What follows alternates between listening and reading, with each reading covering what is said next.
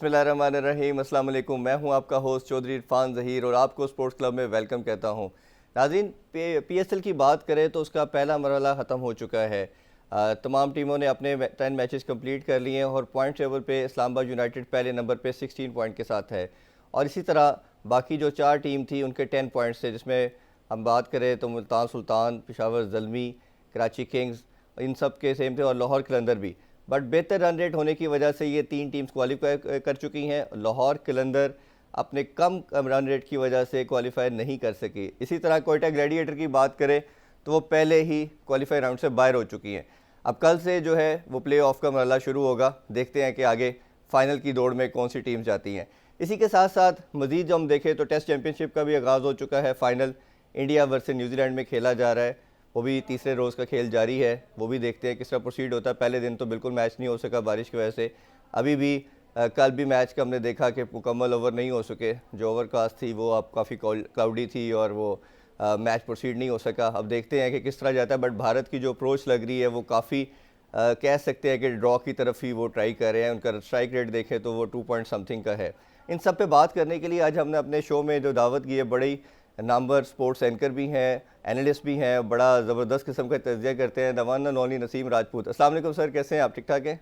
वालेकुम सलाम इरफान भाई, सब खैरियत? तबीयत ठीक है आपकी? जी अल्हम्दुलिल्लाह। बस आपसे लंबी डिस्कशन आज करना चाह रहे थे। काफ़ी कुछ क्रिकेट में चल रहा है तो you are the most appropriate person जिनसे ये सारी बातें की जाए।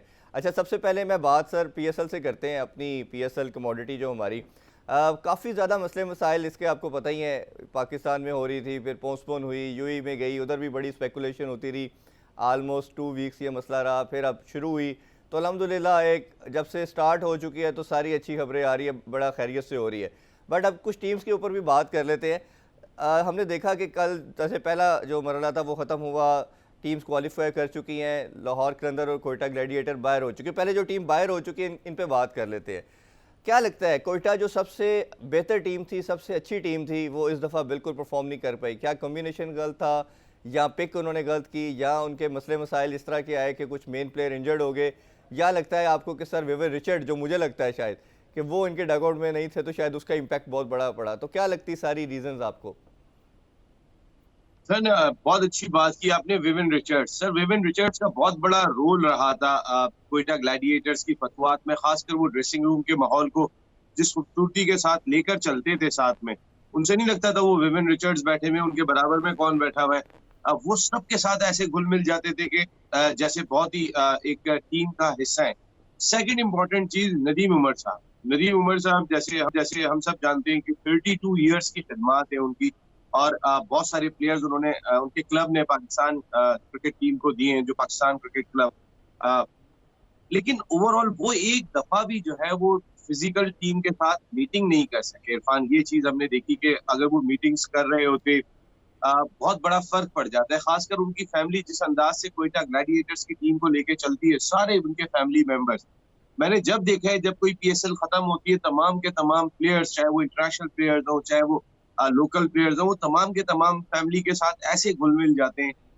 जाते हुए उनकी आंखों में मैंने आंसू देखे हैं कि जो प्यार मोहब्बत नदीम भाई और उनकी फैमिली की तरफ से मिलता है, मैंने प्लेयर्स की आंखों में आंसू देखे हैं कि हम अगले साल मिलेंगे, हमारी मुलाकात होगी। बड़े बड़े इमोशनल मनाजिर देखे। लेकिन इस साल नदीम भाई के वालिद साहब की भी डेथ हो गई थी, जमशेद जी। उमर साहब की, कोविड की वजह से। फिर नदीम भाई भी कोविड की वजह से जरा जितने भी एसओपीज हैं उसकी सामने रखते हुए ज्यादातर ना हिस्सा बने थे बायोसिक्योर बबल का। तो ये भी एक फर्क था। दूसरा, इनकी अपनी कॉम्बिनेशन अच्छा नहीं था।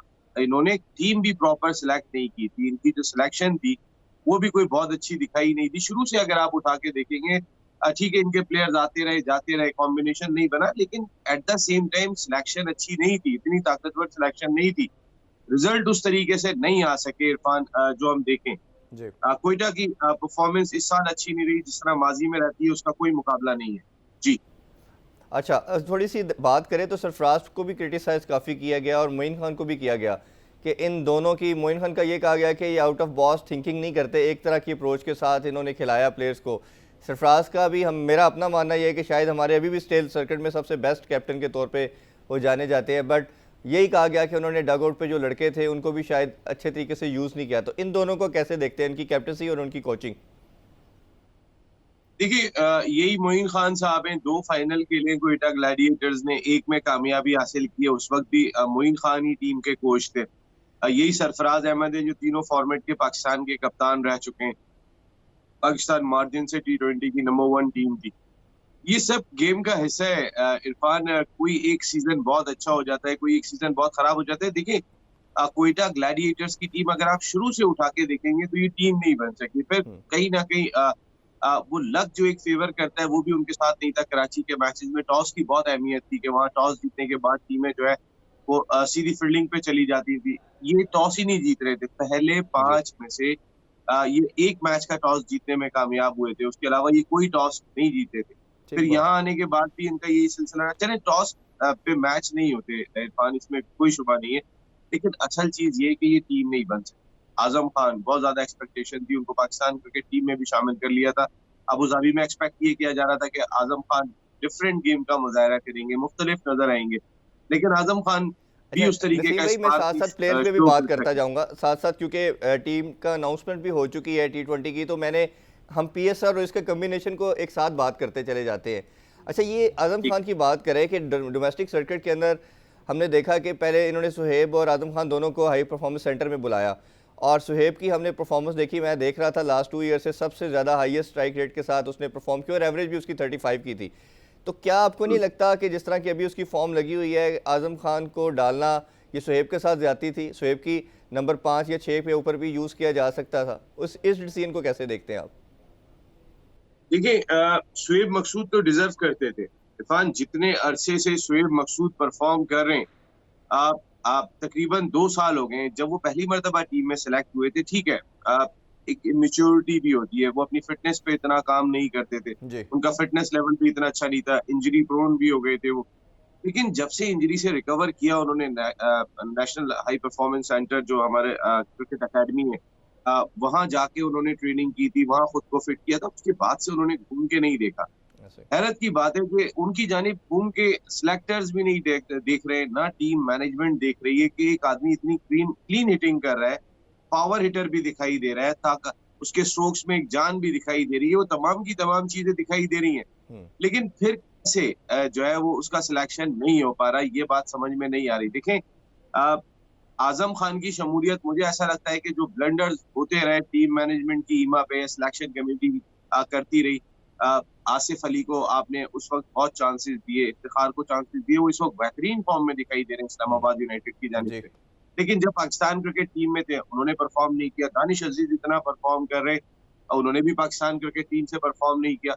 सवाल यहाँ पर यह है कि पाकिस्तान क्रिकेट टीम में आखिर ऐसी क्या प्रॉब्लम है ड्रेसिंग रूम में।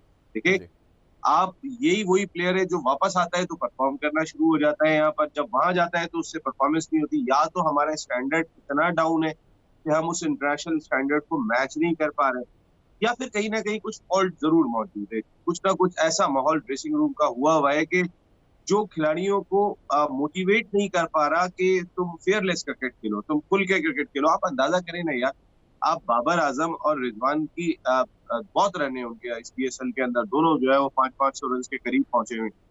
लेकिन बाबर ने तो क्रॉस भी कर लिए। लेकिन बात ये हो रही है कि जो मॉडर्न डे क्रिकेट में पावर प्ले का यूटिलाइज किया जाता है, क्या ये दोनों उसके कैपेबल हैं? बाबर ने अभी 84 भी किया, 80 भी किया, कराची किंग्स मैच नहीं हाँ जीती। जी, हाँ। इस पे मैंने या आपसे ज़्यादा लंबी बात करनी है, जी। इस पे मैंने सेपरेट बात करनी थी।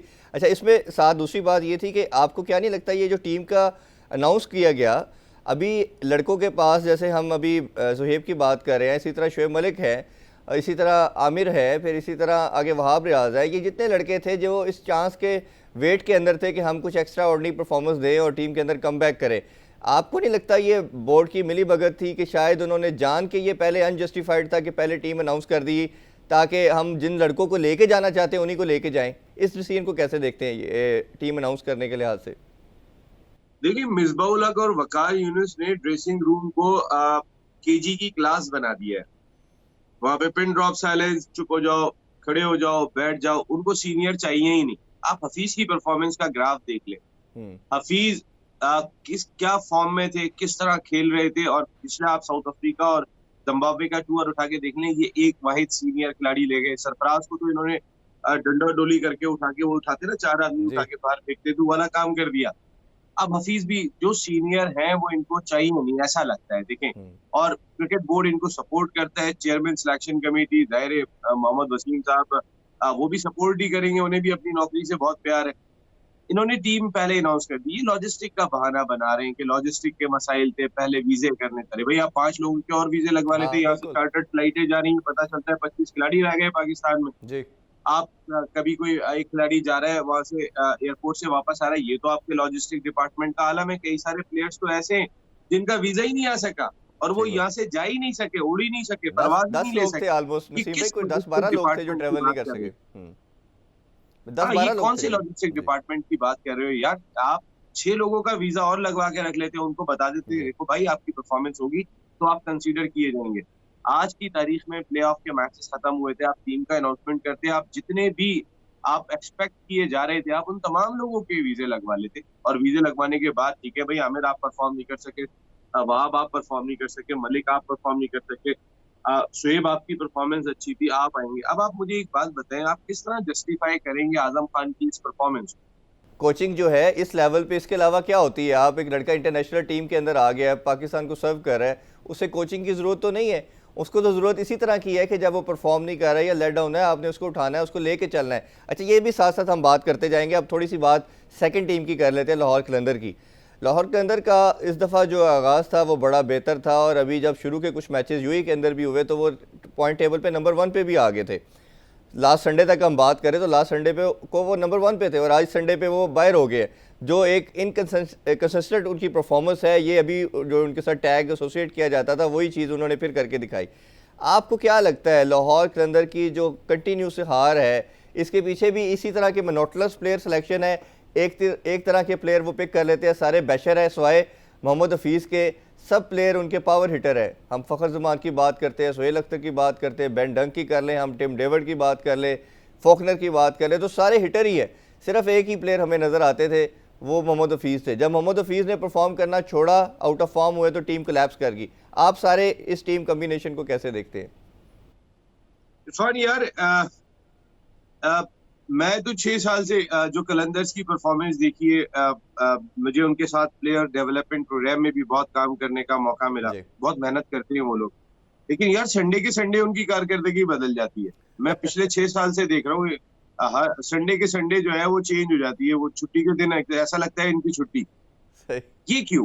देखिए, अगर पिछले तमाम सालों को आप हटा ले, इस साल लाहौर कलंदर्स बहुत स्ट्रॉन्ग आउटफिट था, इसमें कोई दो राय नहीं है। अगर उनकी बॉलिंग उठा के देखें, राशिद खान, शाहीन शाह अफरीदी, हारिस रऊफ, जेम्स फॉकनर, फिर कोई एक पांचवा बॉलर आता था जिसको वो यूटिलाइज कर लेते। बैटिंग ऑर्डर अगर आप उठा के देखें तो हफीज और फखर जमान जिस टीम के अंदर खेल रहे हो, उस टीम का टॉप ऑर्डर। देन फिर उसके बाद बैन डंग बैटिंग कर रहे थे, टिम डेविड बैटिंग कर रहे थे, फॉकनर आके नीचे से रन कर देते थे। इनकी टीम सबसे तगड़ी दिखाई दे रही थी। अगर आप ऑन पेपर देखें, उनकी बॉडी लैंग्वेज देखें जो पहले फेज में थी या अबू धाबी के स्टार्ट में भी थी, इस टीम की बॉडी लैंग्वेज बिल्कुल मुख्तलिफ थी। ऐसा लगता था इस दफा ये टाइटल जीतने की पोजीशन में, और ये टाइटल जीत के एटलीस्ट लाहौर के लोगों को बहुत ज्यादा खुशियां देंगे। लेकिन एंड ऑफ द डे फिर वही हुआ जो होता हुआ आ रहा है। आप देखें उन्होंने मैचेस लूज कैसे किए यार। 20 रन पे 5 आउट कर लेते हो आप इस्लामाबाद यूनाइटेड के, फिर आप 165 बनवा देते हो। जी। फिर उसी मैच में आप 86 पे आपकी दूसरी विकेट गिरती है 10 ओवर्स के अंदर। फिर 10 ओवर्स में आप बाकी मानदार रन नहीं बना पाते, आपकी सारी विकेटें मौजूद हैं। जी। आप ओवर कॉन्फिडेंट दिखाई दे जाते हो फौरन। जरा सी आपकी परफॉर्मेंस बेहतर होती है, ऐसा लगता है कि लाहौर कलंदर्स के प्लेयर्स की बॉडी लैंग्वेज में ना जरा ओवर कॉन्फिडेंट हो गए हो कि बस अब तो कोई मसला ही नहीं है, अब तो बस हमने जाना है, जाके उड़ा देना है। देखिए, आकिब जावेद साहब बहुत अच्छे कोच है, लेकिन आकिब जावेद साहब को मैं जो जहां तक पढ़ पाया, मैंने बहुत टाइम गुजारा सिडनी से लेके और नैया से लेके और कश्मीर तक, मैंने इनके साथ बहुत काम किया हुआ है। आकिब जावेद बहुत मेहनती है, आतिफ राना बहुत मेहनती है, समीन राना बहुत मेहनती है, और जिनों की तरह काम करते हैं। लेकिन उनको एक चीज अंडरस्टैंड कर लेनी चाहिए। देखिए, जब आपकी टीम जैसे जैसे ज्यादा उस पे एतमाद बढ़ जाता है, उस पे भरोसा बढ़ जाता है, वहीं आपको उनकी मेंटल ग्रूमिंग उतनी ही ज्यादा करनी पड़ जाती है। ऐसा नहीं हो कि आप जो है ना वो थोड़ा सा इजी ले जाए। सुकून में आ जाएं कि यार अब तो कोई मसला ही नहीं है। मसला हो गया ना, आप कहाँ से कहाँ आ गए। आप देखें ना, आप किस पोजीशन के अंदर थे। वो जो एक इस्लामाबाद का मैच था, देखिए ना, कोयटा किसी से नहीं जीत पा रहा था, आप कोयटा से भी मैच हार गए। हम्म। फिर लास्ट मैच के अंदर आपको कोलैप्स हो कैसे रहे। ऐसा लग रहा है कि टीम टीम दिखाई नहीं दे रही, बल्कि जैसे कुछ होते ना कि कह देते हैं कि यार और जी मैं हूं ना, मैं तो ये कर ही लूंगा, कोई मसला ही नहीं है। कोई बड़े वो कहते हैं जी इतने बड़े बोल बोल दिए, अब आपका क्या हाल होगा। बिल्कुल एग्री करता हूँ। PSL मुझे भी बिल्कुल ऐसे ही लगता था जब पीएसएल स्टार्ट हुआ कि लाहौर सबसे स्ट्रॉन्ग चीज़ है, टीम है, और ये मुझे लग रहा था कि शायद इस दफ़ा के चैंपियन भी यही बनेंगे। अच्छा, इसमें आकिब जावेद के ऊपर भी बड़ा क्रिटिसाइज हो रहा है कि वो एक तरह की सोच रखते हैं और वो पहले ही डिटरमिन कर लेते हैं विकेट देखे बगैर कि इसको हमने पहले बैटिंग करनी है या बॉलिंग। जैसे लास्ट फाइनल हुआ था जो कराची किंग्स ने उनको हराया, उसमें सबका मानना यह था कि चेस करना चाहिए था, उन्होंने पहले बैटिंग की। तो आप उनकी कोचिंग को कैसे देखते हैं? यार मुझे ऐसा लगता है कि Aqib Javed is a very good coach, but not a very good motivator. जहां पे टीम को मोटिवेशन की जरूरत पड़ जाती है एज ए कोच के यार अब मैंने इसको उठाना कैसे। लेकिन जब टीम उठी हुई थी, उसमें आकिब जावेद की कोचिंग दिखाई दे रही थी। कई सारे प्लेयर्स वो ढूंढ के लाए पूरे पाकिस्तान से, जो लाहौर कलंदर्स का हिस्सा बने, हाई परफॉर्मेंस सेंटर में जाके ट्रेनिंग करते हैं, वो सब अपनी जगह पे। लेकिन जहां क्रूशल लम्हात आ जाते हैं टीम के साथ, जहां टीम जरा जब कश्ती डूब रही होती है, वहीं उस पायलट का कमाल होता है कि वो कैसे बचाता है उस कश्ती को। वहां कमाल होता है उसका कि वो जो एक लीडर होता है, कप्तान होता है। देखिए आकिब जावेद की हैसियत लाहौर कलंदर्स में कप्तान से बहुत ज्यादा है। टीम के कप्तान की कोई वैल्यू नहीं है जितनी आकिब जावेद की वैल्यू है। ये आप ठीक भी बात। इरफान जानते हैं, मैं भी जी। जानता हूँ। जी। कप्तान टीम के वो हैं। और राणा फैमिली की एक बहुत अच्छी चीज है, उन्होंने शुरू से इनको सिंगल हैंड दिया है कि आप काम करके दिखाएं। समीन राणा ठीक है टीम के साथ होते हैं, एज ए मैनेजर होते हैं, राय भी देते हैं, बात भी करते हैं। आतिफ राणा बिल्कुल मुदाखलत नहीं करते, वो टीम को बनाने में, ब्रांड को बनाने में लगे रहते हैं। लेकिन आकिब जावेद को फ्री हैंड होता है। मैंने जो महसूस किया, मैं सिडनी में भी इनके साथ था, वहां पर भी जब मैचेस जहाँ क्रूशल हो जाते थे, जहां मैं फील करता था कि यहाँ पे अब एक अच्छे मोटिवेटर की जरूरत है जो टीम को खड़ा करेगा, जो टीम को उठा सकता है। वहां पे देखिए वसीम अकरम की एग्जांपल आपके सामने। वसीम अकरम जब इस्लामाबाद यूनाइटेड के साथ थे तो भी टाइटल जीतने में कामयाब हुए, जब वो कराची के साथ थे जब भी जीत गए, कोलकाता नाइट राइडर के साथ थे जब भी टाइटल जीत गए। और अभी भी किस मुश्किल सूरत हाल में कराची किंग्स की टीम थी कि बाबर आजम को कोई दूसरा बैट्समैन सपोर्ट करता हुआ दिखाई नहीं दे रहा। लेकिन वो कहीं ना कहीं किसी ना किसी तरीके से अपनी टीम को प्ले ऑफ में ले आए। देखिए यही एक अच्छे मोटिवेटर का रोल होता है। मोइन खान इस साल कुछ भी नहीं दिखाई दिए, तो कोयटा तो शुरू से दिखाई ही नहीं थी। हम्म। लेकिन लाहौर कलंदर्स जो है वो शुरू से दिखाई दे रहे थे कि हाँ यार ये कंटेंडर लग रहे हैं इस दफा पीएसएल सीजन 6 के। मेरे ख्याल में आकिब जावेद जो है वो जो एक मोटिवेशनल स्पीचेस होती है ना, जरा उनकी तैयारी करें। अगर वो उसकी तैयारी नहीं करेंगे तो फिर शायद कलंदर्स को ये प्रॉब्लम रहेंगे। जी, ब्रेक में जाने से पहले देखते हैं कि फील्ड के अंदर जागो का चैंपियन असल कौन होते हैं। जब गेम के अंदर हेरोइक मोमेंट आते हैं, फील्डर जब कैच लेने के लिए लंबी डाइव लगाते हैं और बैट्समैन रन लेने के लिए लंबी छलांग लगाते हैं। आइए अब नज़र डालते हैं दागो के चैंपियन के लीडर बोर्ड की जानिब, जिसमें पहली पोजीशन रखी है हमारे सामने मोहम्मद रिजवान ने, दूसरे नंबर पे है शाहनवाज धानी, तीसरे नंबर पे है मोहम्मद नवाज और चौथे नंबर पे है उस्मान शनवारी।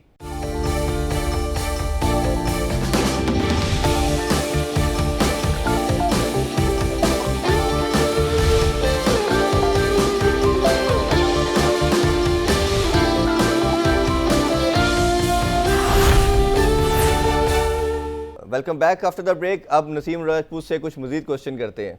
लाहौर के अंदर के साथ साथ कराची किंग्स की भी करना चाहूँगा कि ये भी बड़े आउट ऑफ सॉक्स नज़र आए और नज़र आया कि ये शायद प्ले ऑफ से बाहर हो जाएंगे। बट हमने देखा कि लास्ट 2 मैचेस अच्छे खेल के उन्होंने बड़ी मुश्किल से जगह बना ली। बट लास्ट टाइम के चैंपियन थे और जब तक कराची में मैचेस थे ये पहले नंबर पर थे। इनका ग्राफ भी एकदम बहुत नीचे गया। तो इस टीम कम्बिनेशन को कैसे देखते हैं? इनकी तो समहाउ सेम टीम थी जो चैंपियन बनी। मेरा नहीं ख्याल कोई एक आधे प्लेयर गप्टिल सिर्फ ऐड हुए, तो बाकी तो उनकी वही टीम चल रही थी। तो आप इस टीम को कैसे देखते हैं? और दूसरा, इमाद वसीम के अंदर वो जो चाम, जो क्रिस्मा हम देख रहे थे पहले तमाम सीज़न के अंदर, इस दफ़ा वो नज़र नहीं आ रहा। कभी वो पहले ओपन कर रहे हैं बॉलिंग के अंदर, कभी वो अपने आप को लेट 10 ओवर के बाद लेके आ रहे हैं। तो वो सारी कैप्टनसी और ये सारी टीम के कम्बिनेशन को आप कैसे देखते हैं? यार कराची किंग्स का सबसे बड़ा मसला जो मुझे लगा कि बाबर के इर्द गिर्द जो बैट्समैन थे ना वो परफॉर्म नहीं कर रहे थे। वो कराची में फिर भी शर्जील ने 100 कर दिया था, कुछ और एक दो पैचेस में परफॉर्मेंस मिल जाया करती थी, या फिर इनके जो ओवरसीज प्लेयर्स थे, जब मार्टिन गप्टिल नहीं आए थे और इंग्लैंड के कुछ प्लेयर्स थे, एलेक्स हेल्स वगैरह थे, वो कहीं ना कहीं चिप इन कर दिया करते थे, कुछ सपोर्ट कर देते थे बाबर को। लेकिन अबू धाबी में जाने के बाद तो बाबर को बैटिंग की जानिब से सपोर्ट ही नहीं मिली, ना शकील परफॉर्म कर रहे हैं, ना मार्टिन गप्टिल परफॉर्म कर रहे हैं, या उससे नीचे आ जाएं तो फिर उस तरीके की परफॉर्मेंस नहीं थी। फिर हम बाबर को क्रिटिसाइज कर रहे थे, खैर मैं आज भी क्रिटिसाइज करता हूँ, मेरी अपनी जाती राय में Babar is not a good T20 opener. मैं कह रहा हूँ कि एज ए ओपनर वो T20 के अच्छे नहीं है, क्योंकि वो जो 6 ओवर का पावर प्ले होता है उसको यूटिलाइज सही तरीके से नहीं हो रहा, हमें शायद इस जानिब देखना चाहिए, मेरी अच्छा अपनी जाती राय में। सर, लेकिन मैं इस एक इस और पीएस क्वेश्चन ले में लीजिएगा नसीम भाई मेरा से, एक इसी बाबर पे एक और क्वेश्चन मेरा ले लीजिएगा कि बाबर ने जो 3 मैचेस खेले जिसमें से 2 मैचेस कराची किंग्स हारा, एक में तो उन्होंने 80 प्लस किया, 20 ओवर खेले और कराची किंग नहीं जीत सका। लास्ट मैच के अंदर 54 किया इस प्रीवियस मैच के अंदर, और 52 बॉल्स थी। तो ये अगर इस तरह का 100-110 के स्ट्राइक रेट के साथ खेलेंगे, हमें स्टैट्स पे तो नज़र आएगा बाबर नंबर 1 है जी, हाईएस्ट स्कोरर, जैसे वो इंटरनेशनल क्रिकेट में भी नज़र आ रहा है। बट अगर उनकी टीम हारेगी उनकी परफॉर्मेंस की वजह से, तो ये कितना मुश्किल हो जाएगा। जैसे मैं इसको रिलेट करता हूँ सचिन तेंदुलकर के साथ, उस तरह के अंदर हम देखें तो हमें लारा नज़र आते थे, इंजमाम नज़र आते थे, तो हमेशा लारा को या इंजमाम को बड़ा रेट करते थे क्योंकि ये मैच विनर थे। बाबर को ये चीज़ रियलाइज़ करनी पड़ेगी, चाहे वो टीम एज ए प्लेयर खेल रहा है या एज ए कैप्टन, तो ऑनस उस पर ज़्यादा आ जाता है। तो वो उसकी ये परफॉर्मेंस कैसे देख रहे हैं आप कि ये टीम मैनेजमेंट पे कितना प्रेशर ला रही है, और ये इंटरनेशनल टीम के लिए भी कितनी नुकसानदेह हो सकती है, क्योंकि हम देख रहे हैं रिजवान के साथ वो परसिस्टेंट है ओपन करने पे। अगर यही ओपन करेंगे और शर्जील और फ़खर नीचे खेलेंगे तो ये तो बाकी सारी टीम 200 प्लस की क्रिकेट खेल रही है, 220 230 पे जा रही है, हम 170 180 पे खेलेंगे तो हम तो डिजास्टर की तरफ चले जाएंगे। इसको सारा कैसे देखते हैं आप? बिल्कुल इरफान, बहुत अच्छी बात की आपने। ये जो मैंने अभी बाबर आजम की बात की थी, मैंने यही बात की कि अ, बाबर आजम बहुत अच्छे बैट्समैन है यार, बहुत अच्छे हैं, लेकिन मुझे ऐसा लगता है उनके इंडिविजुअल गोल ज्यादा उनको अजीज है। हम्म। कि मैं कोहली के कितने रिकॉर्ड तोड़ दूंगा, मैं फास्टेस्ट 2000 रन कर दूंगा, मैं 1000 रन फास्टेस्ट कर दूंगा। भाई मेरा स्ट्राइक रेट क्या था, जी और मैं क्या मेरी इम्प्रोवाइजेशन है कैसी? आजकल आपने देखा है इम्प्रोवाइजेशन किस जी तरीके की होती है, इधर से हटते हैं उधर सुई स्विट मार देते हैं, जी। इधर से लेके उधर मार देते हैं। क्या बाबर को आपने सुई स्विट मारते हुए देखा? हम्म। कभी घूम के वो गेंद को पीछे ले गए हो? कभी आपने देखा वो सामने ही ड्राइवे खेल रहे होते हैं, वो इनिंग को लेके चल रहे होते हैं। देखिए रिजवान और बाबर का इस पीएसएल में फर्क ये भी रहा कि रिजवान के इर्द गिर्द जो बैट्समैन थे वो परफॉर्म कर रहे थे। शान मसूद आ गए, वो भी चलना शुरू हो गए, शुएब मकसूद भी परफॉर्म कर रहे हैं, नीचे आ जाते तो रोजो भी रन कर देते।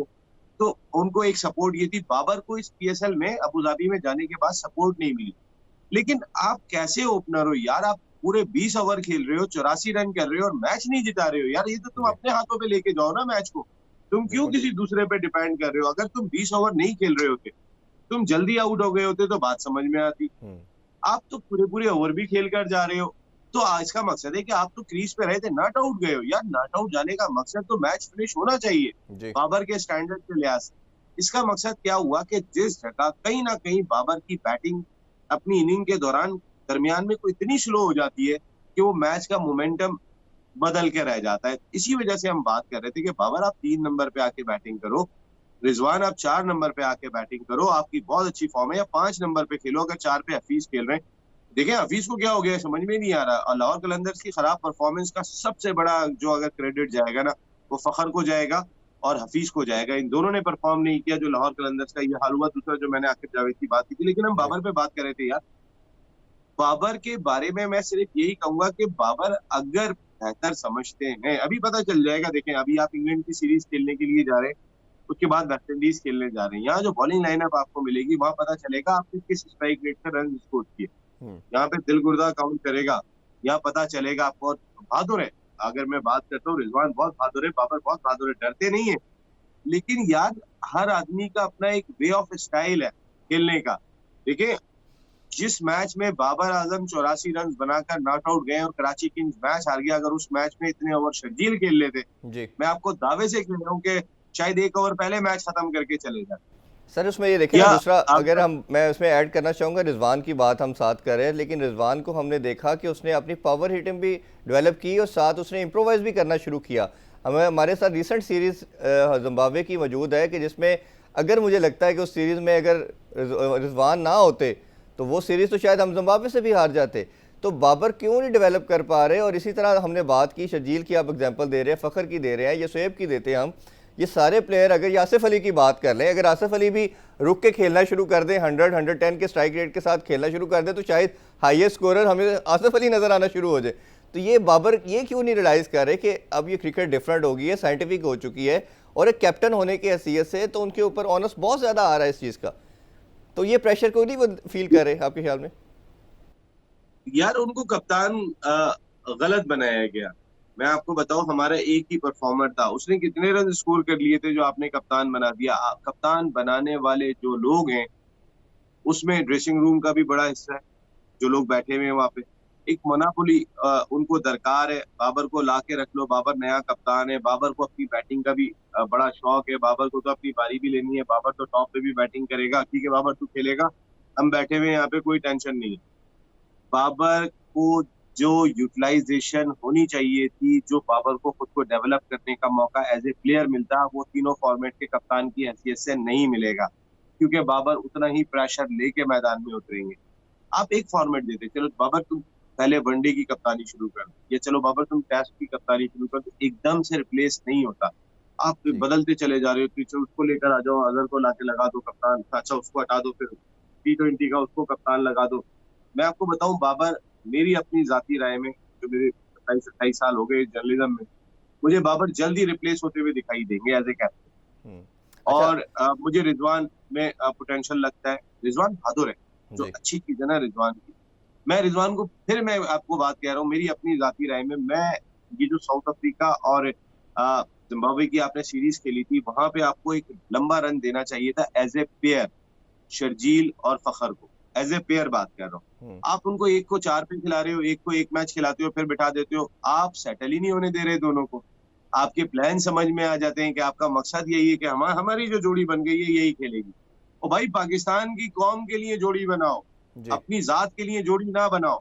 ये कौम क्या चाहती है वो देखो। मॉडर्न डे क्रिकेट के अंदर 200 सवा 200 रन कितनी आसानी से स्कोर होते हुए दिखाई दे रहे हैं। यार आसिफ अली से क्यों परफॉर्म नहीं होता पाकिस्तान क्रिकेट टीम के ड्रेसिंग रूम में जाने के बाद? इफ्तिखार से क्यों परफॉर्म नहीं होता? यहाँ कैसे खड़े होके वो मारे जा रहे हैं? जरा आप आगे तो देखें ना, सच्चाई जी। आपकी समझ में आएगी। क्योंकि आपने अपने पर्सनल गोल बना लिए वहां बैठने के बाद। मिसबा कहता है तू मुझे बचा, मैं तुझे बचाऊं, बस हम दोनों अपनी कहानी सुनाते रहेंगे। जी, अभी शो में एक ब्रेक का टाइम हुआ जाता है। Don't go anywhere, stay with अस।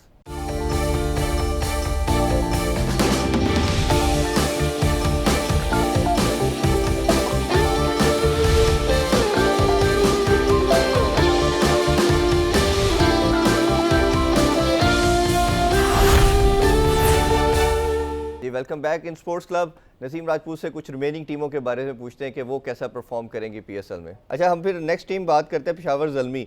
ये इस दफ़ा की बड़ी एक अजीब ही परफॉर्मेंस रही, कभी बहुत अच्छी, कभी बहुत डाउन। एक बहुत बड़ा टोटल करवा लिया इन्होंने अपने गेम्स, फिर ये चेस करने के करीब भी पहुँच गए। तो वहाब की परफॉर्मेंस भी एज ए कैप्टन कभी बेहतर लगती है, कभी डाउन लगती है। बॉलिंग में भी अब जो टूर्नामेंट बेहतर होता जा रहा है, आगे जाता जा रहा है, इंप्रूव होते जा रहे हैं। तो पेशावर ज़ल्मी की टीम को कैसे देखते हैं?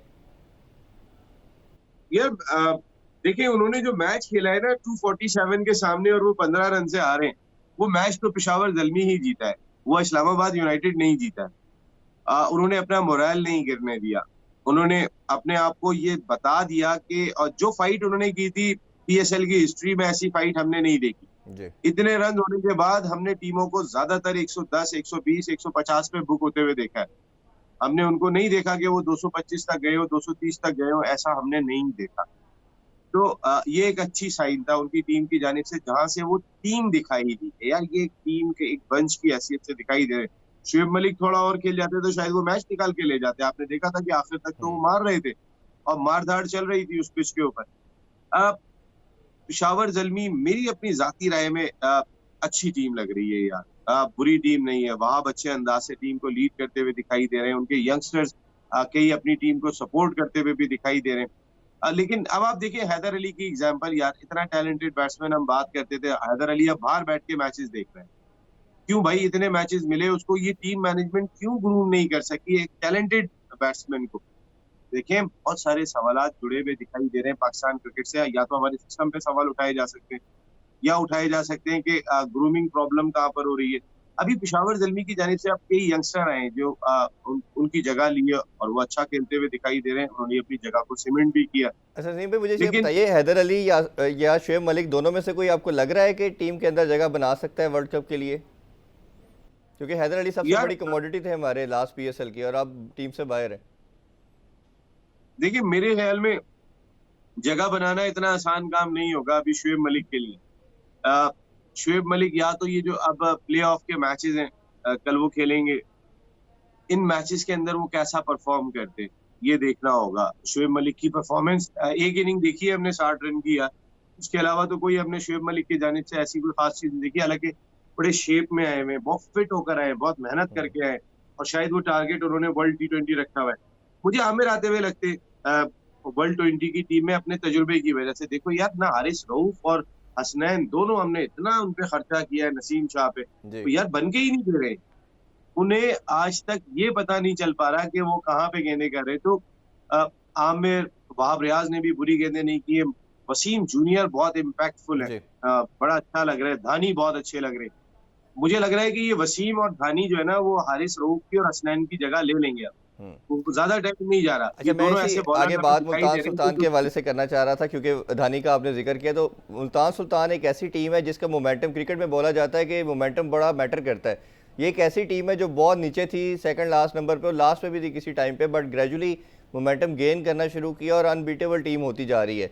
और जो कम्बिनेशन इनका बैटिंग में देखें वो बहुत आउटस्टैंडिंग। इवन शान मसूद जैसा प्लेयर, जैसे आपने शुरू में कहा, वो अब परफॉर्म करना शुरू हो गया। सोहेब ऑलरेडी थे, रिजवान ऑलरेडी फॉर्म में थे, रेली रुसो है, फिर बॉलिंग इनकी बड़ी शानदार है, दानी नंबर 1 पे आ चुके हैं, फिर इसी तरह सोहेल तनवीर क्लिक कर रहे हैं, सोहेल खान है, बेंच स्ट्रेंथ बड़ी स्ट्रॉन्ग, और इमरान खान सीनियर वो भी जब आते हैं चिप ऑन करते हैं। तो इस टीम को कैसे देखते हैं? आपको लगता है कि ये फाइनलिस्ट बनेंगी और ये चैंपियन भी शायद बन सकती है? यार मुझसे पूछे तो मुझे चैंपियन यही लग रहे हैं। इसलिए चैंपियन लग रहे हैं कि जैसे आपने बहुत इंपॉर्टेंट बात कही, ये बहुत नीचे से आ रहे हैं। हम्म।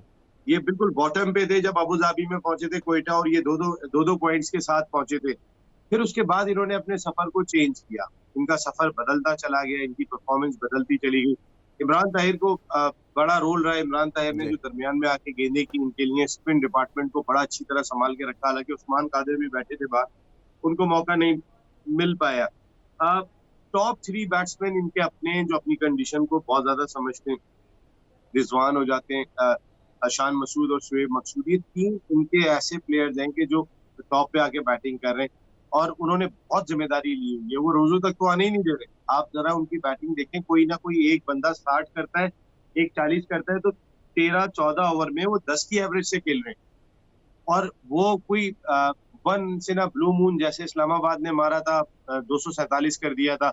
आसिफ भी आ रहे हैं, मार रहे, सभी लोग मारते हुए दिखाई दे रहे थे। वो पिच भी ऐसी थी, लेकिन इनकी कंसिस्टेंट परफॉर्मेंस है। ये 10 की औसत से बैटिंग कर रहे हैं, ये 9.5 की औसत से बैटिंग कर रहे हैं। ये नहीं जाते 12 और 13 के लिए। हम्म। ये बहुत अकल से बैटिंग कर रहे हैं। इन्हें पता है कि हमें सेफ स्कोर कहाँ तक जाना है। इन्होंने कोई ये थोड़ी कर 300 कर देने हैं जाके। भाई उन्होंने भी कितनी दफा कर लिए 247। वन से ना ब्लू मून होता है। 200 कितनी दफा हो गए जी। उसी मैच के अंदर हुए, और तो 200 नहीं होके दे रहे। जी। लेकिन ये जाते हैं 190, 195, 198। ये इनका बड़ी एक बहुत अकल से क्रिकेट खेल रहे हैं ये लोग, और बहुत सेंसिबल क्रिकेट खेल रहे हैं। मुझे ऐसा लगता है पर्सनली, अगर मैं एक बात बताऊं आपको, कि मुझे अली तरीन साहब के पास ट्रॉफी जाती हुई लग रही है। मुल्तान सुल्तान इस दफा चैंपियन लग रहे हैं। मुझे पता नहीं क्यों, मुझे एक फीलिंग आ रही है। देखें, इनके जो बॉलिंग डिपार्टमेंट को धानी, इमरान खान सीनियर, सुहेल तनवीर, यानी सुहेल खान की अभी जगह नहीं बन रही। देन आपके वो जो इमरान ताहिर आ जाते हैं, वो बहुत जबरदस्त बॉलिंग करते हुए दिखाई दे रहे हैं।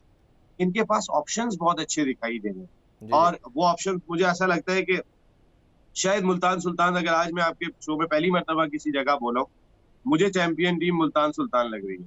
अच्छा, बिल्कुल। अब थोड़ी बात लास्ट टीम जो रह गई है, जो टॉप पे है 16 पॉइंट के साथ, बड़ा मार्जिन है इनका बाकी टीम, इस्लामाबाद यूनाइटेड है। ये एक ऐसी टीम थी जिन्होंने सारे यंगस्टर लिए, और हमेशा मैं इनकी पिक देखता हूँ, ये बड़े नामों पर रिलाई नहीं करते, ऐसे नाम लेते हैं जो बेसिकली परफॉर्मर्स होते हैं, यंगस्टर होते हैं।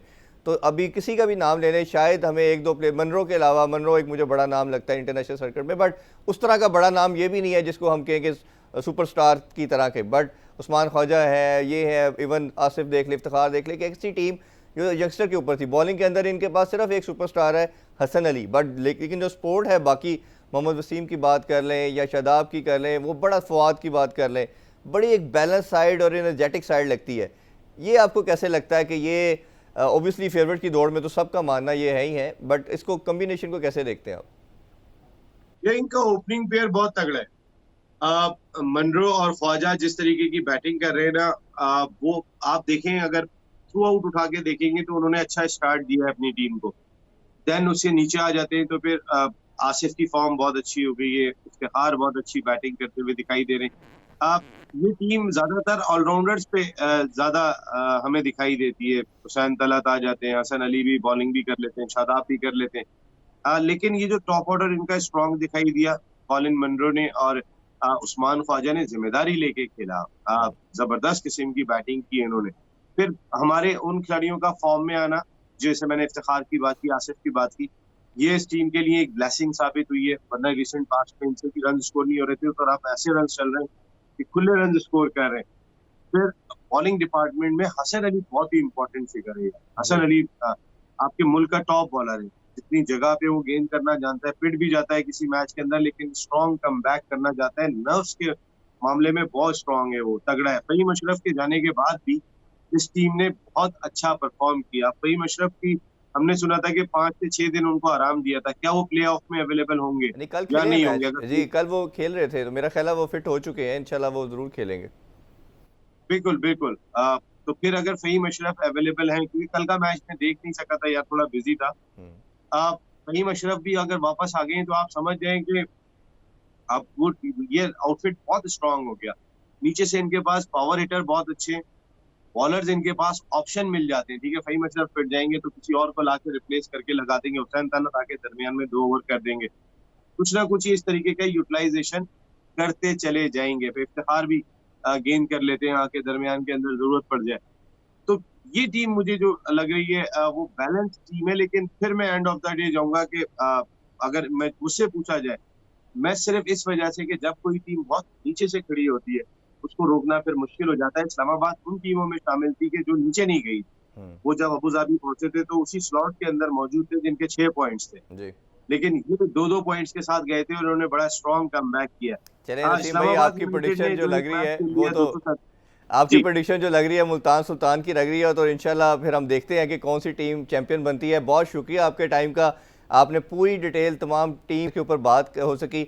इंशाल्लाह आपको दोबारा भी ज़हमत देंगे। नाज़रीन, आपने नसीम राजपूत की बड़ी खूबसूरत गुफ्तगू सुनी। इंशाल्लाह आपसे मुलाकात होगी नेक्स्ट वीक। टेक केयर, अल्लाह हाफिज़।